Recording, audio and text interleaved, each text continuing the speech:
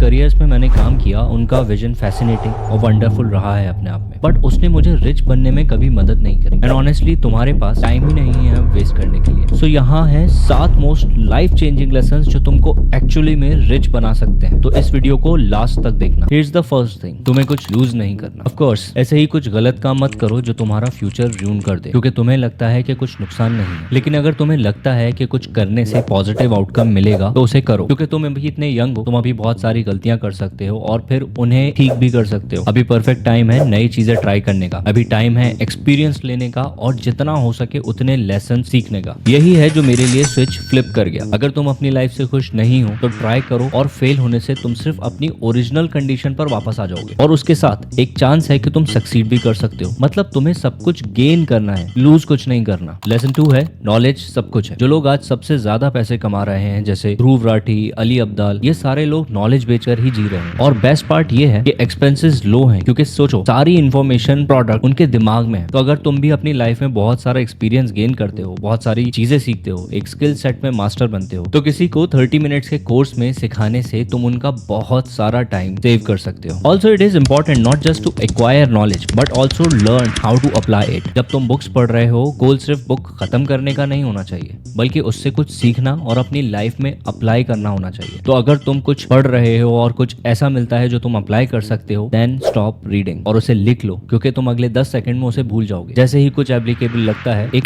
Light bulb moment आता है, उसे लिख लो और जितना जल्दी हो सके उसे अप्लाई करो। टॉप नॉच स्पीकर्स जैसे कि जॉर्डन पीटरसन को सुनना तुम्हारा आर्टिकुलेशन स्किल्स इमेंसली इंप्रूव करेगा। In any form of business तुम लोगों से बात कर रहे होते हो, तुम कॉन्स्टेंटली बोल रहे होते हो, और वर्ड्स को यूज करना सीखना और आइडियाज एक्सप्रेस करना बहुत इंपॉर्टेंट है। ये सारी चीजें रीडिंग, जर्नलिंग, आर्टिकुलेट स्पीकर्स को सुनना और नॉलेज की इंपॉर्टेंस को समझना तुम्हारी लाइफ को इंप्रूव करेगी। तीसरा लेसन है कि पैसा सब कुछ नहीं है। हम सब ये कॉन्स्टेंटली सुनते हैं लोगों से कि more money more problems, but आपने वो चीज सुनी है इजी कम इजी को, और तुम्हें सिर्फ पैसा चेज नहीं करना चाहिए, ये सच है। अगर तुम्हारा गोल सिर्फ पैसा बनाना है तो लॉन्ग रन में अपने आप को बर्न आउट कर लोगे। स्पेशली अगर तुम एक ऑनलाइन बिजनेस कर रहे हो लेकिन सिर्फ पैसे के लिए, और तुम्हें एक्चुअली फुलफिलमेंट नहीं मिलता, तो ये इक्विवेलेंट है एक 9 to 5 की जॉब की, जिसे तुम अवॉइड करना चाहते थे। गोल ऑनलाइन बिजनेस के साथ या किसी भी बिजनेस के साथ ये है कि तुम्हें एक्चुअली उसमें पैशन मिलना चाहिए और उससे फ्रीडम पाना चाहिए। ऑफ कोर्स ये डिफिकल्ट होगा, बहुत सारी बार लगेगा कि ये सिर्फ हार्ड लेबर है, लेकिन तुम्हें उससे गुजरना पड़ेगा ताकि तुम एक्चुअल पैशनेट वर्क तक पहुंच सको। तो सिर्फ पैसा चेज मत करो, पैशन चेज करो। मॉर्निंग रूटीन को इतना कॉम्प्लिकेट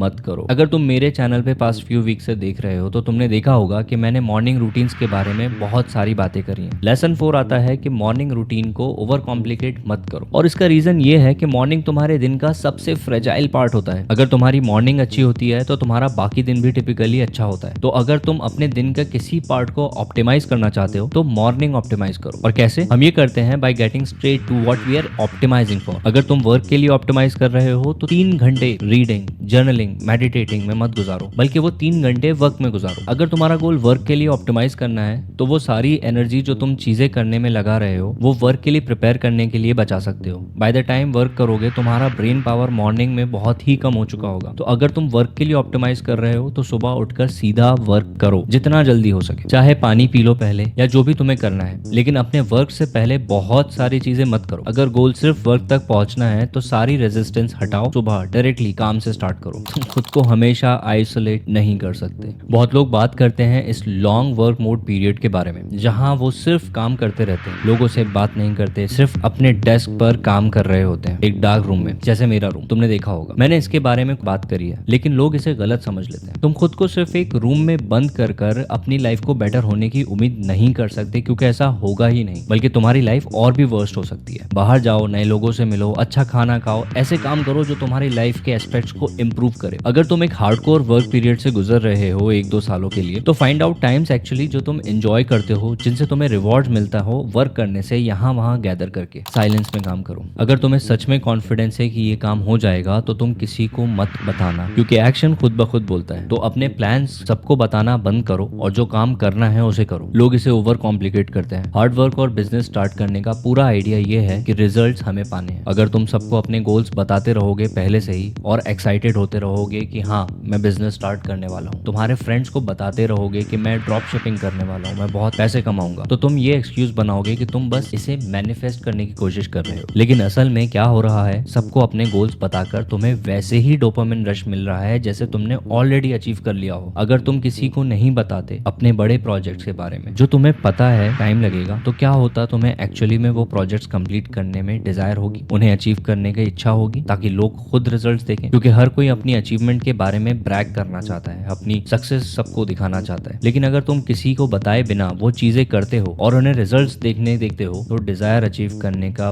बहुत ही ज्यादा मजा है। और वैसे भी अगर तुम स्मॉल माइंडेड लोगों को अपने बिग आइडियाज बताते हो तो उनके दिमाग में वो चीज नहीं बैठ सकती और वो तुम्हारे आइडियाज को शूट डाउन करेंगे। लेकिन अगर तुम उन्हें एंड रिजल्ट दिखाते हो जब वो ऑलरेडी डन हो चुका हो, तो देखना कुछ नहीं बोल सकेगा कोई। तो प्राइवेट रखो जब तक परमानेंट नहीं हो जाता। सातवां लेसन है, एक फील्ड चुनकर उस पर डटे रहो। पिक समथिंग और उसे स्टिक करो। मैंने बिजनेस डेवलपमेंट और स्टार्टअप ब्रांड्स बिल्ड करना चूज किया 5 साल पहले। ये एक ऐसी चीज थी जिसमें मुझे बहुत पैशन था और मुझे पता भी नहीं था कि मैं स्टार्टअप ब्रांड्स बिल्ड कर रहा हूँ। मुझे लगा कि मैं सिर्फ नए लोगों से मिल रहा हूँ, पैसे बना रहा हूँ और अराउंड द वर्ल्ड घूम रहा हूँ। लेकिन ये एक सुपर हाई वैल्यू स्किल निकली। मैं इसमें इतना अच्छा बन गया पिछले 5 सालों में कि अब मैं फ्रेश स्टार्टअप ब्रांड शुरू कर सकता हूँ, जैसे मैंने पिछले साल अपने क्लाइंट्स के लिए किया था, और $0 से $1 मिलियन तक ग्रो कर सकता हूँ उसे उसी साल में। अगर तुम मेरी प्राइवेट कम्युनिटी ज्वाइन करना चाहते हो, जहाँ मैं तुम्हें सिखाऊंगा कि किस तरह से ब्रांड वैल्यू बढ़ाई जाती है और किस तरह से अपने बिजनेस को तुम ग्रो कर सकते हो, तो नीचे दिए गए डिस्क्रिप्शन पे क्लिक करके हम लोग मिल सकते हैं। उम्मीद है ये वीडियो आपको पसंद आई होगी और हम लोग मिलते हैं अगले वीडियो में।